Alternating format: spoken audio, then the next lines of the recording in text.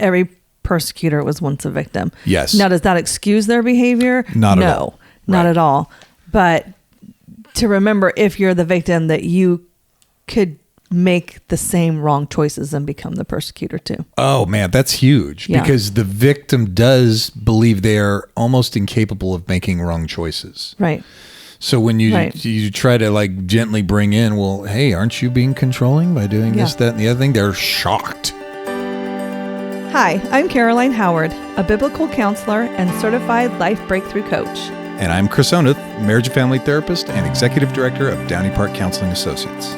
Welcome to Our Next Question, where we attempt to answer the questions of life through conversations in psychology and Christianity. Remember, this is a place of discovery and definitely not the final answer. Okay. Oh, welcome back. Hi, how are you? Yeah, I'm good. I feel like I haven't seen or chatted with you in a while. I know, because you only show up to the office when you try to take clients. No, I show up to the office Caroline when I no need longer help. works at Downey Park Counseling. Good for her. Good She's for doing you. her own thing somewhere. Back alleys. Yes. Off the side of the road. Yes. Railroad tracks. But the other day I see this person walking around our complex while I'm in session. I forgot about that. And I see just sometimes you glimpse people out my picture window where Downey Park Modesto is. And I see this person. I'm like, huh.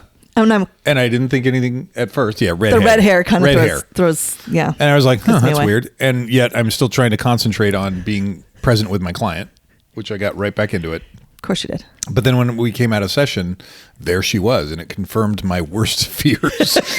She's back. No. I think the funniest part of that was I knew, like the first time I walked by so the grounds at Downey Park are beautiful. They are. And when I worked there, with some clients, we would walk the grounds. Right. Like Technically, it's called Downey Park Professional Center. Okay, there you go. Yeah.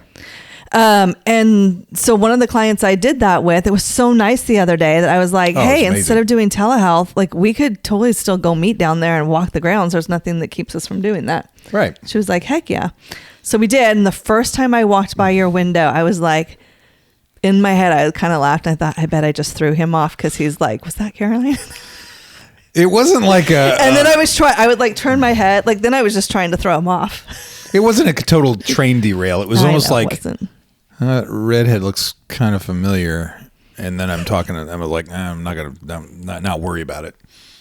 And then, yeah, And then there I was. And Her it was ghost true. still roams the halls. Exactly. I told everybody I'd be back. I love all those I just people. assumed she was hanging out the front door of the office and stealing clients as they showed up.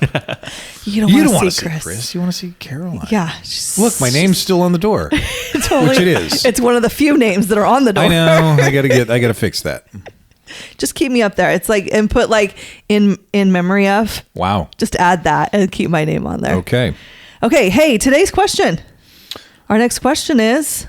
What do the victim and persecutor have in common? Thought I threw you off there for a second. Well, I had to think about it because there's probably a lot of different ways we could say this. But that's the way we're saying it because that's the way it's going to be in our show notes. But before we get into that topic, we have other things. Yeah. Other questions. Another question. Are we going with yours or mine? Well, you didn't tell me to go with mine. You poo-pooed mine, or Caleb did. It was a combined effort. It was a mutual poo-poo. Wow. I gave my question, and then the only response I heard was, oh, that's why we have Caroline come up with the questions. I was like, oh. Oh, the other thing that was funny is we get our numbers for how many viewers, listeners or whatever. Yeah. I like to say I believe it's the 2 episodes in where I talk the most, the stories about me, are the lowest listener, like, whatever. And I'm like, all right, obviously I need a team member. So what have you learned from that? Maybe I should keep my mouth information? shut. No, it's fine. You're like, nah, that's not what it means. I shouldn't keep my mouth shut. I should keep it going. Yeah, well, maybe. I would say maybe I should keep my mouth shut, but then I probably won't. Yeah. So I like your honesty. I appreciate that. Yeah. Thank you. I have a difficult time keeping my mouth shut. But I've learned over the years that when I do, especially in conversation, Yeah. it goes so well. Like, it's good to be present with someone. Have you ever been told, shut your mouth? I've been married for almost 32 years. Yes, indeed I have. I'm just vividly thinking of a time that I heard you get told that. Oh, so you were testing me just now. I totally was. Oh, so if I was come up with a story being like, oh, no, not at all, you'd be like, yeah, I was already. I see. I was ready for it. Yeah, I see. And I probably said this before, but my wife is a very good listener. Mm-hmm. And so, and over the years through silence and stillness and all that other stuff, which we'll probably talk about in other episodes, I have learned to be present with people to the point where I don't have to say like what I think I have to say, if that makes any sense. Okay. So I've had conversations with my wife and asked her, did you mention to so-and-so that you did this? And sometimes her response will be, oh no, we didn't have time, or I didn't have time to share that. And that has always blown me away. And I know that makes a lot of sense to a lot of listeners out there. But what has blown me away is the fact that she is not to the point of self-importance where she has to tell people things. And I'm like, that is not Chris Oneth at all. If I think I have to say something, I will absolutely say it. And you will not leave until it's said. Now, having said that, I have learned, and it's been happening to me a couple of times over the last number of years. Well, when I say number, I mean like 2. That's a number. Or That's 3. A number. Where I'm having a conversation with someone, and they're not asking me. So I don't tell them. That's good. And it's almost liberating. Yeah. You're saying this like you've always known that. No, you probably have. Because it's like I look at it as leaving space for God. Like maybe God doesn't want me to say that thing. That's why he's not making an open space for me to say it. But if he gave me the impulse, of course he wants me to say that thing. Really? No, I'm just playing devil's advocate here. I'm just... The Holy Spirit was trying to prompt me. No, Yeah. but it is partly about being present and being interested in the person you're talking with and drawing them out. And then, or the other thing that has happened, and I've noticed, is when you know someone's just not interested. And they talk and they talk and they, which is fine. Yeah. But it's also convicting to me because I think, ooh, do I do this or I just talk and I don't ask questions? Right. And then you're more mindful of that the next time. I hope so. That's what I strive. And it's learning to read the room. Are people like... Wait, read the room? Like looking... No, I'm just kidding. What's I know. the room? What does that mean? Are people starting to look away? Why is everybody leaving? Everyone has to go to the bathroom at the same time. Yeah. Totally. Okay, funny question. Good question. Get to know you question, whatever we're calling it this week. If you had to live in a fictional movie, which movie would you choose? Huh. I've had so many just pop into my head. I feel like, Caleb, you're going to have a good answer. Well, it's because I'm the movie guy. I know. You are the movie guy. You are the movie guy. So you can go first. I feel like the place that I would really want to live is in the Shire, in the Lord of the Rings. I would love life as a hobbit. That is fascinating. Because you get to be barefoot all the time. That's true. I do get to be barefoot. But just like they care so much about like nature and growing things and community and it seems like a very peaceful life. I would like to live. It totally is. And it's beautiful. I don't know that I would smoke pipe weed or drink so much, but they eat a lot of food too, which I can get behind. So, but they just indulge in living life. Mm-hmm. No. Oh man, I have so many thoughts on that because the whole Lord of the Rings thing is, the Hobbit was the most humble among them and was not tempted by the ring. Right. Well, it started to take its toll. Was the most able to resist. Yeah. The most able to resist. And all of those other people, the Fellowship of the Ring, all the power they had, all the, they were warriors and Caroline, we've lost Caroline. Did you see me glaze over? Look, hey, nice job reading the room. Yeah. Wow. I'm doing it. Look at the growth. No, but the fact that, they needed him. They needed, Frodo. So is Frodo the Hobbit? Mm-hmm. There's a number of hobbits. Okay. Well, is that kind of like supposed to be depicting like Jesus Christ in a sense? Would you say? I mean, the way you just said that. No. Not so closely, but he does kind of save everybody. So he does. But so like Jesus Christ. there's all kinds of shadows of Christ, including Gandalf coming back and all this other stuff. Frodo though is not powerful. He's not powerful in the sense that he could just dish out the damage like all these other warriors can. But he was humble because hobbits are not interested in power. Right, exactly. But was Jesus interested in power? Not human power. Right. Kingdom. No. But yet he had it. You're not going to be interested if you already have it. But again, he was Christ humble enough to know that he could. Yeah. Right. Let me do this. We got another episode here. Yeah, we do. Thank you, Caleb. Maybe one day I'll watch the movies and then we can do an episode on it. I said maybe. Wow. I said maybe. Gosh. Maybe. Just get you all liquored up and then you'll watch the episode. All of a sudden you'll be like, whoa, what am I doing? It's been 3 hours and I'm still watching the same film. What's happening? And Mel has said she was going to kidnap me, lock me in a room and make me watch them. Oh, good. So okay. So it's all... I've been threatened by multiple people to watch these movies. Maybe you could have a deal where she will come on the show if you watch the movies. Ooh, that's good. That would make me want to. Yes, I would totally broker that. I would broker that deal. All right. Okay. What's your fictional movie that you want to live gosh. So when you were saying this to me, this is so weird. This is what popped in my head. I don't know that I don't know. Okay. I wouldn't mind living in the Pride and Prejudice.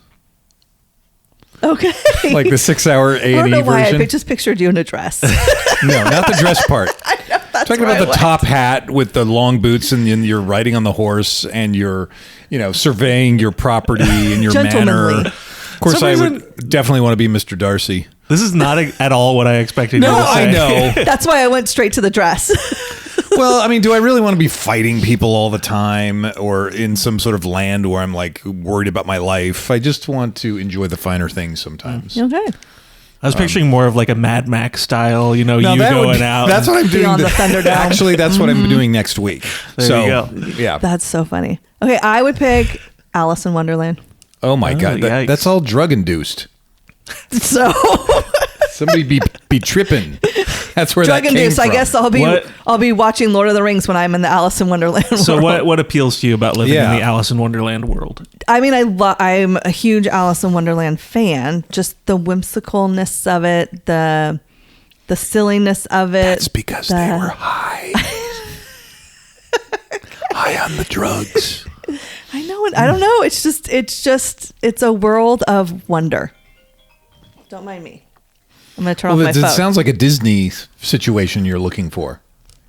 No, because Disney has totally ruined everything with their princesses and we all live happily ever after and no. And Alice in Wonderland, no. I just you don't want to live happily ever after. There is no. I'm going to live happily ever after when I die. Have you seen the Tom Petty Heartbreakers video? Don't Come Around Here No More. Yes. There you go. It's been a while. It's a trip. All right then. Okay, there we go. What? Anything different in the studio today? Can I call out the elephant? He's gonna call out that. Did you just call her an elephant? I did not. That's figurative. Figurative. We have a studio audience. We have a live studio audience. If we should make it a prize. You could win a prize. You could win a live studio audience ship. Well, that puts a lot on people thinking we're that amazing. It's we'll lose listeners. I appreciate that. Yeah. Who's here with us? Oh, this is my cousin, Brittany, all the way from Boise, Idaho. Hi, Brittany. And apparently a regular listener. Regular listener. Awesome. I know. Awesome. So there you go. Well, good. Well, do you leave comments on the stuff did you rate? She comments via text.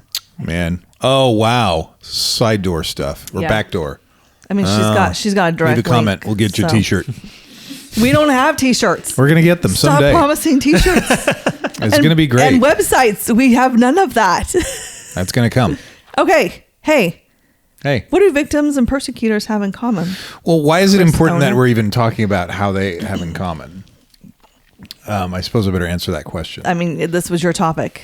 Okay, so in the space we work, we see a lot of people who come to us and they want to, oftentimes they have difficulty knowing who they are. Yeah.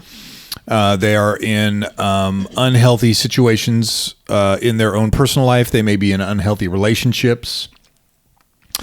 And so they come seeking various types of help. And these are some of the patterns that we have seen. I just happen to put it down on paper. And so we're going to be talking about it today, and we're going to be appreciating Caroline's questions and inputs as well as Caleb's. Okay. So before we dive in, though, I want to, because you sent me the little chart. Can I link to that in the show notes? Sure. Okay. Wait, how? I don't know. Through the hocus pocus. I could put it on the website. We'll figure out a way. Somehow we'll get y'all this another chart. False promise. We'll use Caleb's magic to figure this out.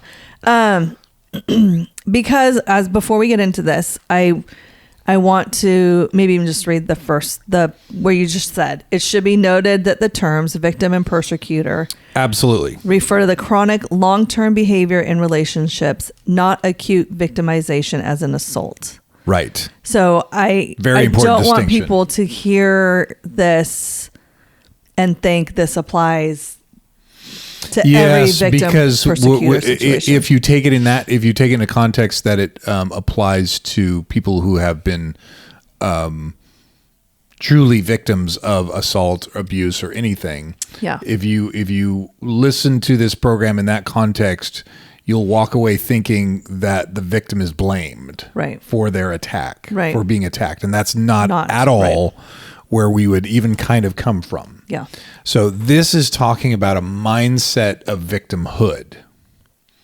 So this is a victim mindset and a persecutor mindset. And that is a long-term chronic situation. Yeah.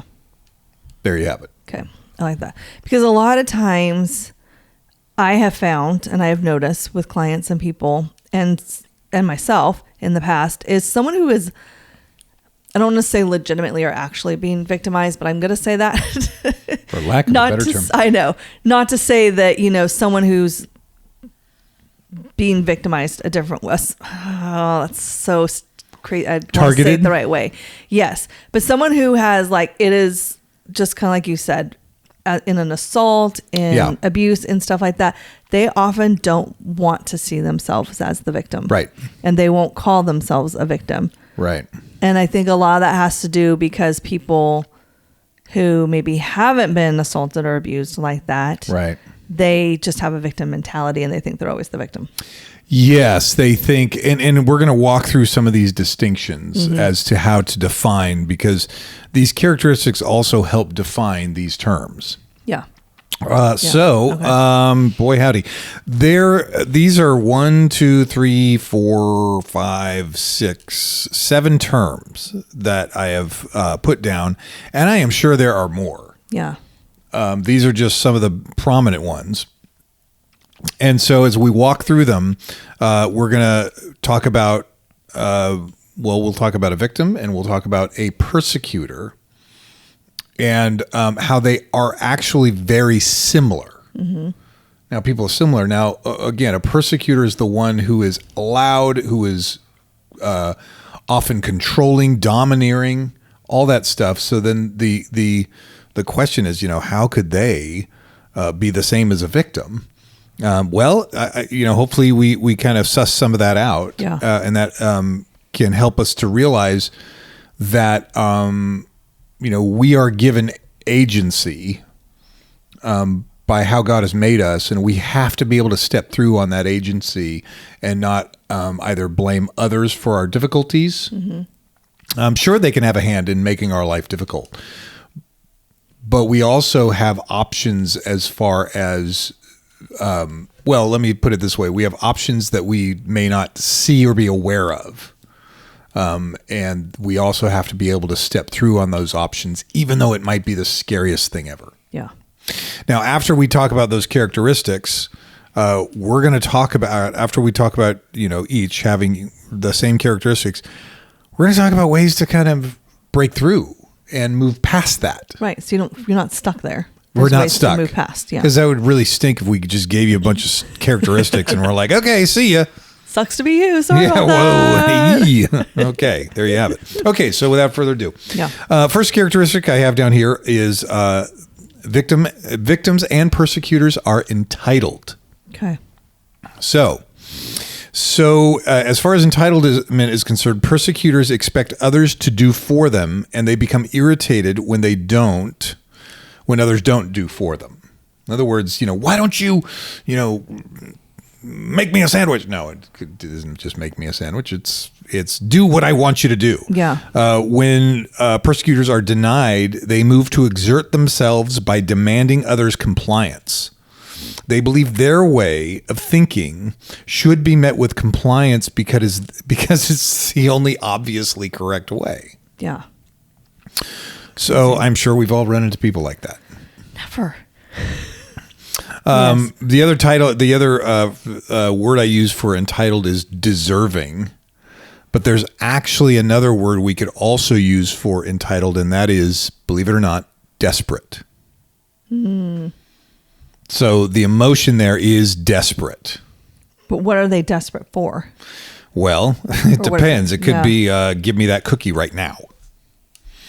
Right? That's mine. I'm entitled to it. It's mine. So is it more like desperation to have their needs and wants met? Yes. Okay.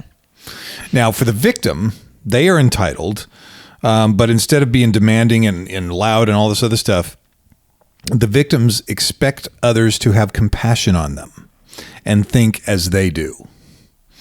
They, when denied, they move toward desperation and a why me attitude, feeling helpless to wait on others for what they need and want. They believe they are truly loving and compassionate over others who don't comply with their hopes and wishes. Yeah. I thought you had questions. I'm I'm processing that last one. They believe they are truly loving and compassionate over others who don't comply with their hopes and wishes. So that basically saying like, even though you don't agree with me, you're not giving me the compassion I need, but I'm still going to give you the compassion that you need. Potentially, yes. Okay. I've even seen it in members of a family who potentially, if you have, let's say, husband and wife, and they have child who is, well, let's say grown child, and maybe the child suffers from addiction or whatever, and so let's say father's a persecutor and like, no, this kid will never not do this. This is ridiculous. And let's say mother, and I've seen it the other way around too, mother is very much like, but we have to help, and it's so mean not to help. And then mom feels like a victim because she says, well, my husband won't let me help. Okay. And then she even becomes sad and hurt over son not changing because of her help. So you see, there's a string attached there. Yeah. It's like, yes, I'll help you, but in order for me to really feel good about helping you, you have to do what I would really want you to do. Okay. Which is only best for you. Yeah. Okay. Okay. The second category is they are both, victims and persecutors are both others focused. So there's a paradox here because yes, they are others focused, but it's also very self-absorbed. Yeah. And so that's the paradox of relying on others for them to be okay. Okay. So give me what I want, and I've got to rely on you to do what I want you to do so I get what I want, and then I'm okay. So for persecutors, when their expectations are not met, persecutors are angry at others for not complying. They may often express others, quote unquote, making them feel negative emotions. They are having a hard time. They are mad at others for making them feel negative emotions they're having a hard time with. Others are responsible for their own and persecutors' negative emotions. Thereby, they are actually, the persecutors in this case are giving up their autonomy because they're relying on others' compliance for them to be okay. Okay. Conversely, when it comes to victims and others-oriented, when others do not come through, victims are disappointed in themselves for not behaving in a way that gets others to help them. It can be paradoxical. I can speak. It's paradoxical. If I'm absorbed in you, so I'm okay. It's the paradox is I'm absorbed in you, but yet I'm also self-centered, thinking it should only go the way I hope it'll go. Like the persecutor, we're still talking about the victim, and here's a word I made up, okayness hinges on others coming through, not necessarily those others having hopes and fears of their own to deal with. So this makes me think as a Enneagram 2, right? I help others in hopes that they'll help me back. Good. No, it's just wanting to help others is so pure. Well, I know that's the pride. Like that just screams pride to me. Well, I've heard it said, "Don't forget the sin, insincere." Ooh, that is good. It's like and it's even like, oh gosh, I've probably used this example before when people give money out to those on the street. Yeah. Right. The people who give money will say, "Well, I'm just trying to help." And then others will be like, "Don't be giving that people money. It takes $10 to get a hit of heroin." Yeah. And they're like, "But I'm just trying to help." And if there's a hard time moving away from maybe my helping is actually not really helping him. It's helping me feel better. Yeah.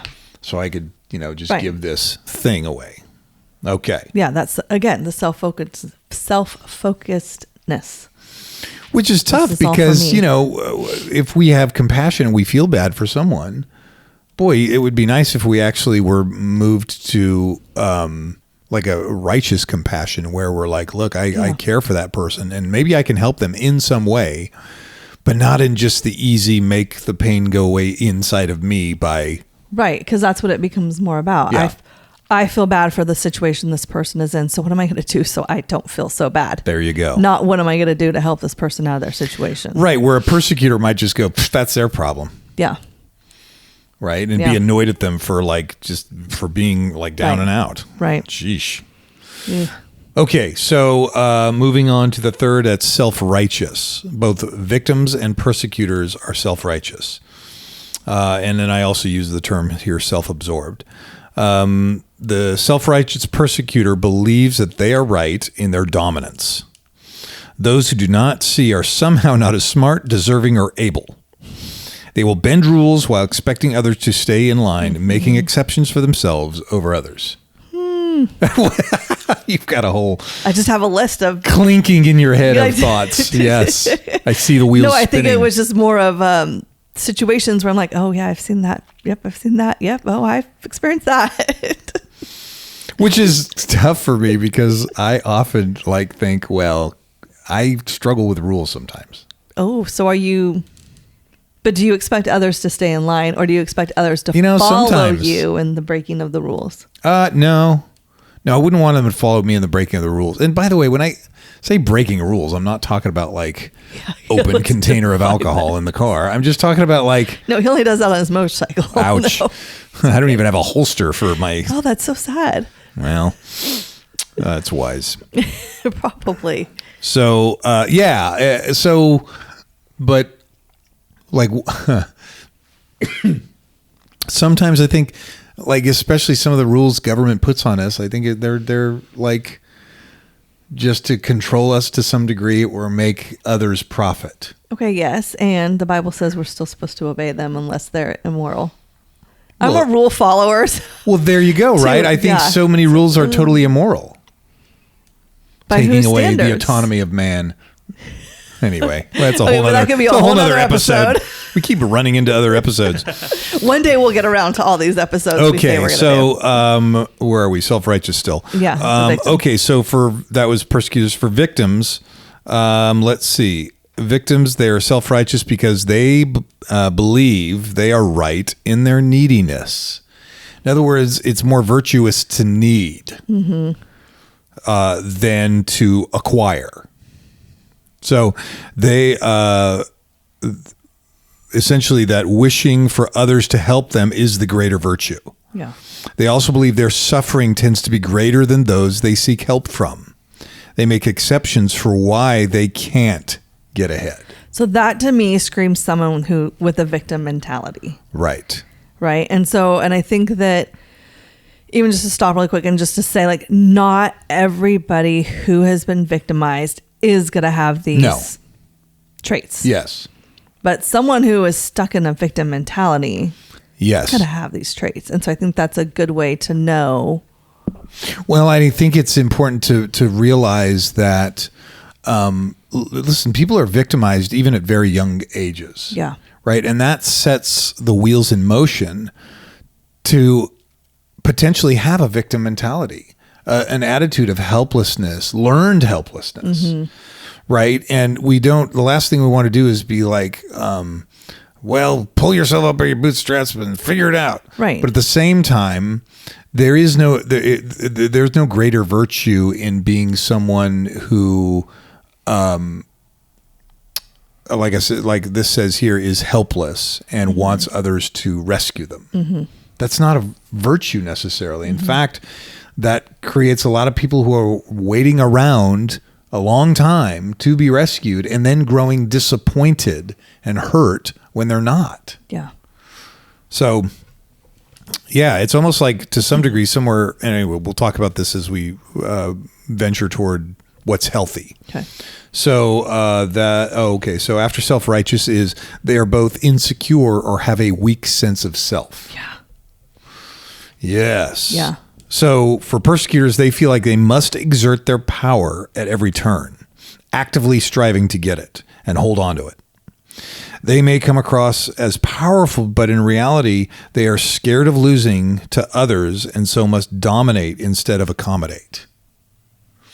That's where I get a lot of people say, well, so-and-so has a strong personality. If they're mm-hmm. loud or forceful or they don't ever listen to people, it's like, oh, that's a strong personality. I'm like, that's a forceful personality. It's not really a strong personality. Yeah. Strong personality, you could be totally a quiet person. Yeah. And have your opinions and not have to shove them down other people's throats to be okay. Yeah.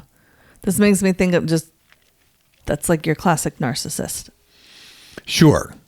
But again, the narcissist is continually insecure. fighting against feeling like an abject failure. Right. They just won't even, because there's no subtlety of the in-between. Right. I mean, but people look at narcissists and think they're so full of themselves when it's actually like, no, they're so insecure. Oh, and their gosh, self-image is so distraught. Oh, sure. Yeah. Beware of someone who readily uses the term narcissist. Yeah. They could be a narcissist. Right. It's like, I have a word. I'm going to throw a word at you before you throw it. It's projection, maybe. I don't know. Who knows? Projecting their own insecurities on someone else. Okay. Right. So insecure for the victims. For victims, they feel like they lost themselves and their agency at every turn and must have others hand them agency to make it fair. After all, it's only right. What do you mean by agency? Autonomy, agency, personal, some would say personal power. Yeah. The fact that if if I'm feeling like I'm gaining weight, I have things I can do about it. Yeah. I can start to walk. Let's say I can't go to the gym. I'm not there yet. The gym has me feeling uncomfortable, or I don't know what to do while I'm there. I can start walking. Yeah. That's taking back my agency and power. Yeah. So, yeah. Yes. Because, like the first part of this is true. Oftentimes after you've been victimized, you're going to feel like you've lost yourself and your agency. Yes. And it's your job to go find them, not to expect someone else to hand them to you. But I think that strengthens the when there has been abuse. And normally it's come from a parent or someone in authority, someone you trust, right? And then you're waiting almost, as life goes on, you're waiting for them to come back and give it back to you. Mm-hmm. And boy, that's tough because mm-hmm. if a person has abused another person, that's a persecutor, and they were once a victim themselves, right? And so they don't feel secure about their own choices, and so they have to exact themselves on someone else. Yep. So as far as the insecure and weak sense of self, that, the victim wants others to give them agency so that they believe it's the right thing to do, and they'll happen to wait for others to define them, and they grow hurt and lay frozen until rescued. It's a tough place to be. Yeah. Yeah. Be waiting around a long time. Yeah. Okay, we got 3 more. Okay. So we have controlling. In other words, there's a focus on power, and this can tie in with agency as well. So for the persecutor, they desire to gain power by overtly controlling others and or circumstances around them. That means overtly, it means there's no mistake. Yeah. The person is one up. The person might be loud. The person is do this, do this, do this. It's the person that everybody would say that person is controlling. They tend to not hide their controlling, but openly demand others to comply. The very definition of controlling. Now, for the victim, they are interested in control, but they desire to gain power by covertly controlling others and or the situation. And covertly is behind the scenes. Yeah. Quietly moving the pieces. This is done by trying to take on everyone's stuff in hopes of being accepted and loved. This can involve both circumstances and people. One of the biggest things I see for someone who feels helpless in their situation is they feel overwhelmed by all they have to do. Mm.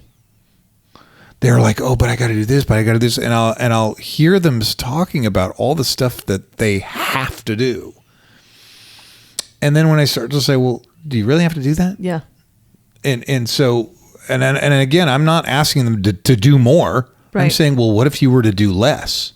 They are deathly afraid of doing less. Yeah. They're deathly afraid of if their kid forgot their coat at home, of saying, well, yeah, it's good. You're going to be cold today. Yeah. Or, oh, you didn't breathe. Oh, you forgot to make your lunch. Darn. Yeah. They don't want to stop and go, what would happen if you didn't? Right. And so they want to avoid those feelings. Mm-hmm. And so they keep doing. And so in that way, they're actually trying to control the situation. Yeah. And driving themselves nuts. Because as we've talked about in our control episode, it just makes you more nuts when you try to control stuff. Right. And also like that busy work, quote unquote busy work, then keeps them from having to deal with the real issues that are going on. Yes. So I don't have time for that because I'm helping everybody else. Yes. Yes. Which gets to what they're avoiding. And that is our next category. And that is strong negative emotions. Oh, and this is where I put desperate. See, I knew I put it somewhere. So strong negative emotions. So for the persecutor, given all the above, the persecutor can feel strong negative emotions, but is often cut off from that part of themselves to the point where disappointment, helplessness, and hopelessness turn into anger, resentment, and even anxiety. Mm-hmm. We might even say jealousy. We could say all kinds of difficult emotions. Now, when it comes to the victim, their negative emotions tend to center around helplessness, hopelessness, and despair. For survival, they may either become numb or angry. If anger is untethered and mixed with self-righteousness, the transformation is complete and the victim becomes the persecutor. Yep. Because the persecutor was once a victim. Yeah. And this is why, right? Like these are, when you don't deal with your emotions, they are going to come out a different way. Right. And it's never really pretty. Totally. Okay. So, and then finally, when they both have victims. Mm-hmm. Persecutor and victim both have victims. The persecutor may victimize others, but were once victims themselves, which is why they have the same ingredients, right? Mm-hmm. Now, as far as the victim is concerned, the victims have every potential of being victimizers because they already have a victim themselves. Yeah. And they continue to victimize themselves. And that's such a huge, especially for the persecutors, to remember that every persecutor was once a victim. Yes. Now, does that excuse their behavior? Not at all. Not at all. But to remember, if you're the victim, that you could make the same wrong choices and become the persecutor too. Oh man, that's huge, because the victim does believe they are almost incapable of making wrong choices. Right. So when you try to like gently bring in, well, hey, aren't you being controlling by doing this, that, and the other thing? They're shocked. Mm-hmm. Well, it is. It goes back to the self-righteousness thing of like, I would never treat you like you treated me. Oh. I would never be that person. But in that, you are becoming that person. Oh, geez. Oh, God. Which is, oh, my gosh, that's the Damascene moment, as it were. Okay. Yeah. So let's get healthy. Okay. So there is no distinction of moving toward health when it comes to each of these categories. Okay.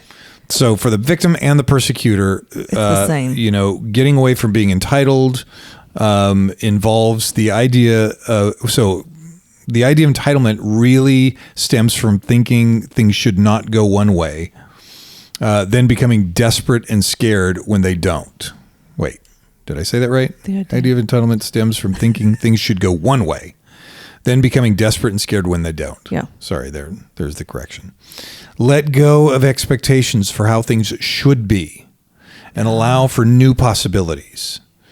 Now, we're not talking about if you're being, targeted, or if you're being verbally abused, right, that you just say, okay, it shouldn't get any better. But there are new possibilities that you could take part in. Yep. As a person of agency, you could say, well, if that's going to happen, I am closing the door in this conversation. Mm-hmm. Boundaries. Try not to put issues in definitive categories like good or bad, but recognize sometimes they simply are. Mm-hmm. Be careful not to create a story in your head and then become disappointed when it doesn't go the way you had hoped. In other words, here's this ideal situation. Mm-hmm. This is the way it should go, mm-hmm. which if that's locked in your mind, that doesn't give other people freedom. No, especially if they don't have any idea that that's what's locked in. Hey, you don't say. Right? You're having this whole other conversation. Oh, interesting. And they have no idea what the conversation is. And you have these expectations, and then you're mad because they're unmet, but you never told anybody your expectations. Wow. You don't say. So how does that work out? Okay. So in doing this, we allow others to be accepting of what God may be trying to teach us. Yeah. So there's one. Number two, others focused. When it comes to, relying heavily on others, we have to remember that healthy boundaries, when our happiness rests on others coming through, we are setting ourselves up for disappointment and demanding others to comply with what we want, which does not allow them to be them. That's funny. I just mentioned that. Yeah. True health allows for the thoughts, feelings, opinions, and attitudes of those around us. When we are healthy, we don't need others to agree with us or bend to our will. So, by the way, stop saying, quote, you make me feel. Right? A person cannot make you feel anything. So others may influence your feelings, but cannot make you feel anything. Yeah. So there you have it. Self-righteous or being self-absorbed. The way through this, or starting to get health, is that we recognize we are all flawed and in need of someone greater than us to save us from us. So this kind of washes away self-righteousness, because then we can go like, oh, in what ways do I do not so good things? Right. If we are caught up in thinking others must do what we do or want, we are only seeing from a very narrow perspective, our own. Usually the self-righteous are too afraid to admit that they could be wrong. Being wrong about something does not mean failure. It just means it's a learning opportunity. Mm-hmm. Caleb, you're remarkably silent on this one. I'm just taking it all in. Okay. Like, well, I haven't heard it. There's a certain voice I haven't heard for a while. Oh, that's right. Yes. He's taking notes over there. I've seen him. Okay. When it comes to insecure or a weak sense of self, when we are not okay with who we are, we will pull from others. This means we are figuratively standing on one leg and leaning up against another. If we are healthy and secure, we are standing on two solid feet or legs. Remember, our insecurities could stem from attachment and family background, of course. If so, it's important to get help so we do not repeat the mistakes of the past. Those who operate in security are okay with their flaws and failures. After all, both can teach us great things. Yeah. They're also okay, I would say, with others' flaws and failures. Yeah. So if you don't come through on something, I'm not crushed, right? But I'm actually curious.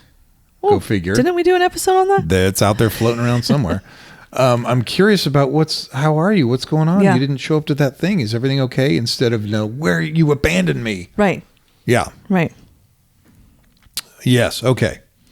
So when it comes to controlling, the sense of control and safety is deeply important to all of us. Those who operate in security recognize that control of others or outcomes is an illusion. We can truly only control our own thoughts and behaviors, not others. For sanity's sake, we must allow life to take place and deeply consider what is inside and outside of our control. Giving up control of everything can be liberating and freeing. Mm-hmm. If it's going to rain today, it's going to rain. I can't do anything about it. I'm just like, let go and let God. That's right. Yes, on the other side of adversity. What I think of. There you go. There you go. All right, we're closing it down. When it comes to strong negative emotions, it's no wonder that, given these behaviors, there are strong negative emotions. First, we must look at all emotions as valid and not try to run away or push them away or down. Feelings are God-given and are the access point to our thoughts. Second, the feelings tell us something. It is important to investigate what the feelings are telling us so we can go about changing what we need. So if a feeling of anxiety is telling me to get my work done, yeah, I don't want to run away from that or push that down or blame others. I want to get my work done. Right. And then it feels good. And the anxiety goes away. Finally, feelings are neither good nor bad. They just are.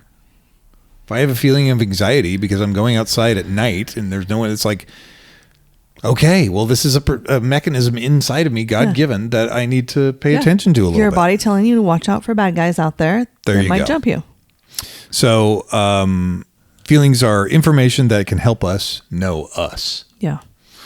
Okay, finally, when it comes to victimizers, move away from contempt or pity.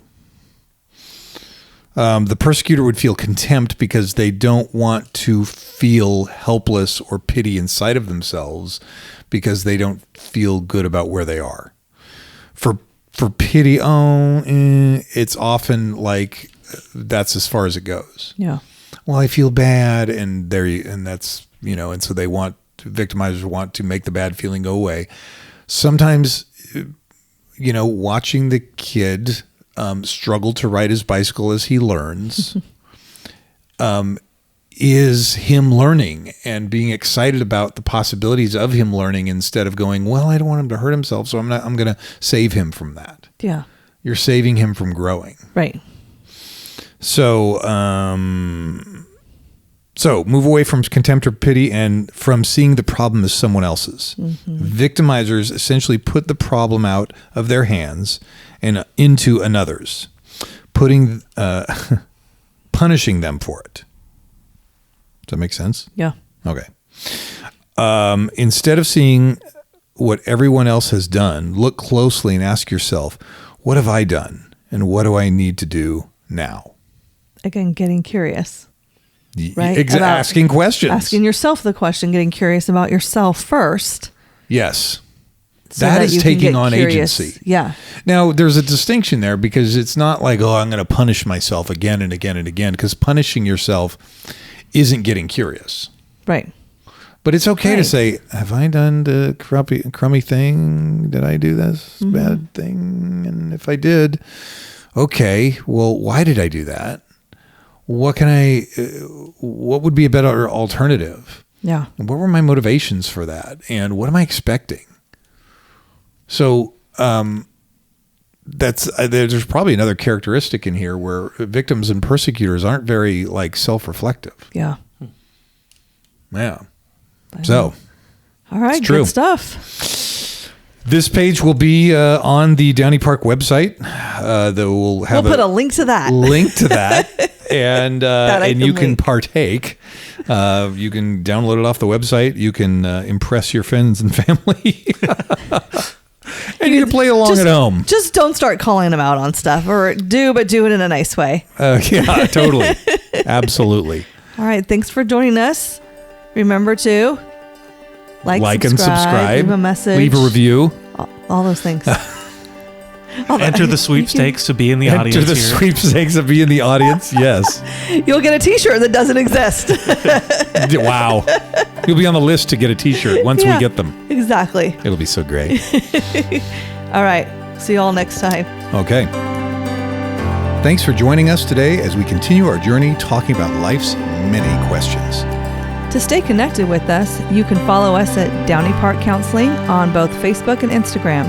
You can also follow Caroline on Instagram at Relatable Caroline. And make sure you tune in next week for our next question.